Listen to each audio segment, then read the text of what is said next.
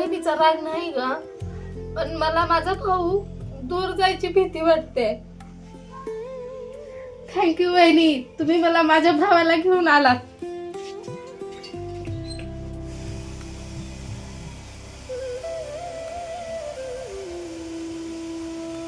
काय हो, फोन मध्ये बघला लाव. फोन मध्ये बघला लाव, काय झालंय? काय बी नाही, करिश्माचा मेसेज आलता म्हणून मोबाईल मध्ये बघलो होतो. काय म्हणून आला मेसेज? काय नाही ग, उद्या रक्षाबंधन आहे, मग आपल्याला तिच्याकडे जावं लागेल. तिनं बहुतेक आपली वाट बघते. तुम्ही जावा, मी नाही येणार. पण का नाही येणार? पण काय येणार नाही? कारण गेल्या वर्षी तर तुम्ही त्यांच्याकडे गेलतो, आता ह्या वर्षी बी काय काम आहे? ती माझी बहीण आहे. होय, त्यांनी तुमच्या बहीण आहे ता, पण मी तुमची बायको नाही का? जे नातं आहे हे नातं काही एकमेकाच्या विरोधात नाही. पण लग्नानंतर तुमचं पहिलं कर्तव्य माझ्यासाठी नाही का? हो आहे, पण लग्न झालं म्हणून का बहिणीला कोण विसरते का? मला तर वाटतंय तुम्ही माझ्यापेक्षा तुमच्या बहिणीच्या घराला जास्ती महत्व देता. तुला खरंच असं वाटतंय का ग? हो. मनीषा, मला एक सांग, मी तुझ्यासाठी कुठं कमी पडलोय का? नाही. तुझ्या आई बाबासाठी मी कधी नाही म्हणलंय का? नाही. मी माझ्या बहिणीसाठी तुझ्याकडे एक दिवस मागितला, मी एवढं का? मला वाटतंय तुमची बहीण माझ्यापासून तुम्हाला दूर करलेले. मनीषा, तू असं काय विचार करतेस? करिश्मानं तुला कधी माझ्यापासून दूर केलंय का? असं का मनात आणतेस तू? दूर केली नाही, पण मला तसं वाटतंय. तुझ्या बोलण्यावरून मला असं वाटतंय दोष करिश्मामध्ये नाही, दोष सगळा तुझ्या मनामध्ये आहे.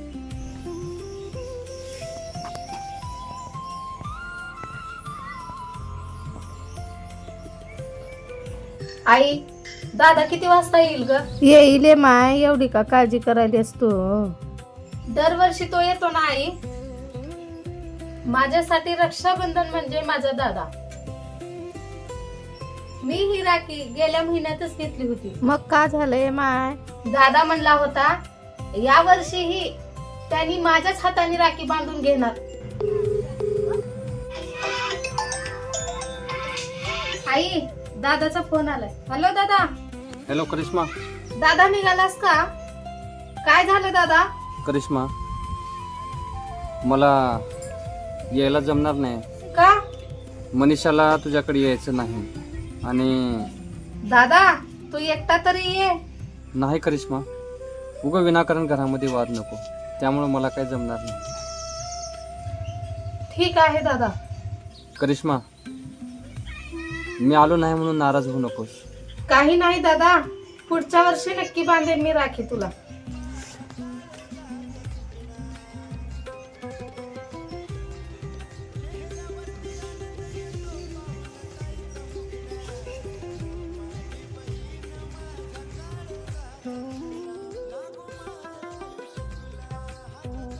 करिश्मा, रडलालीस माय?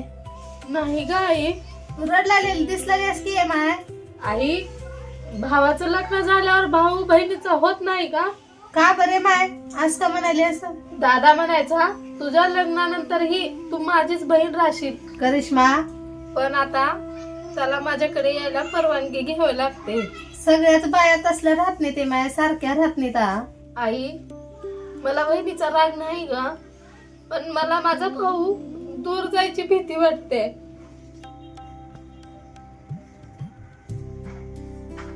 लहानपणी मला राखी बांधताना म्हणायचे, दादा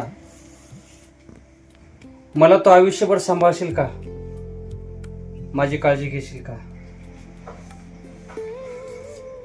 एकदा शाळेची फी भरण्यासाठी माझ्याकडे पैसे नव्हते, पण माझ्या छोट्या बहिणीनं तिला खाऊसाठी म्हणून दिलेले पैसे त्या टायमाला पळत पळत घरामध्ये जाऊन तिच्याजवळ असल्या तो गल्ला ते तोडून मला पैसे आणून दिली होती माझी छोटी बहीण.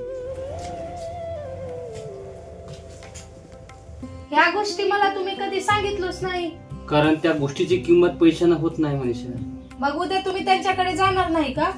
तू म्हणालीस पण आता थांबलोय मी तुझ्या शब्दाच्या बाहेर कसा जाऊ? मग तुमच्या मनात जायचं आहे का? मला वाटतंय आज मी माझ्या बहिणीची राखी नाही तर तिच्या विश्वासाचा धागा तोडतोय असं माझ्या मनाला वाटायला लागले. करिश्मानं मला तुमच्याबद्दल कधीच चुकीचं काही सांगितलंच नाही. नाही मग मीच तिच्याबद्दल चुकीचा विचार केला. मनीषा, एक काम करा, तुम्ही लगेच आता करिश्माकडे जावा. खरंच?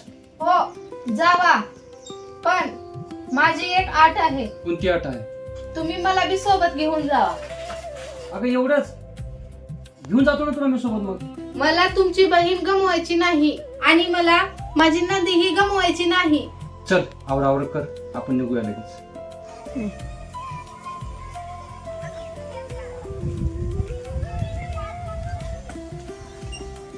करिश्मा, करिश्मा, ए करिश्मा. आई, दादाचा आवाज आला. दादा, तू आलास?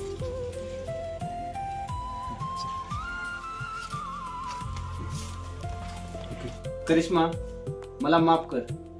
काल तुला मी म्हणलो होतो येणार नाही म्हणून त्यासाठी माफी मागतो. मला माहित होतं दादा तू नक्की येशील म्हणून. कस काय? कारण भाऊ बहिणीला विसरू शकतो, पण बहीण भावाला विसरू शकत नाही. दादा, दादा हात आण तुझा, तुला राखी बांधते.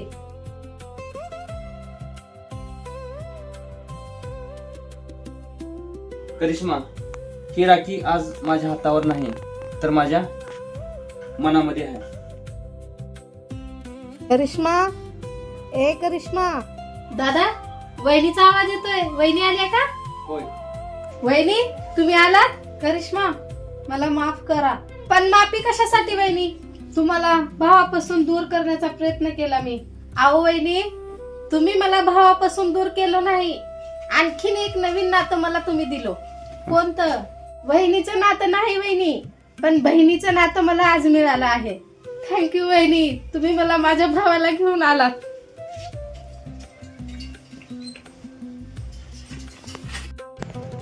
तर मित्रांनो, लग्नानंतर नाती बदलतात, पण रक्तांच्या नात्यांची किंमत बदलत नाही.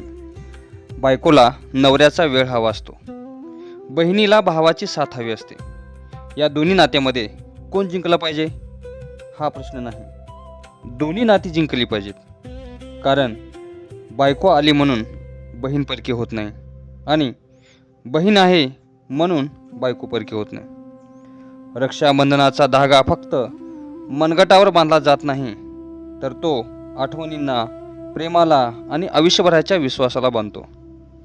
आणि म्हणूनच मनाला प्रश्न पडतो, रक्षाबंधनाच्या दिवशी भावाला बहिणीकडे जाण्यापासून थांबवणं योग्य आहे का? उत्तर प्रत्येकाने आपल्या मनाला विचारायचं आहे. जर यावर तुमची प्रतिक्रिया काय आहे हे कमेंटमध्ये आम्हाला कळवायचं आहे. जर हे घरोघरी घडणारी घटना तुम्हाला जर आवडली असेल तर सबस्क्राईब करायला विसरू नका. धन्यवाद.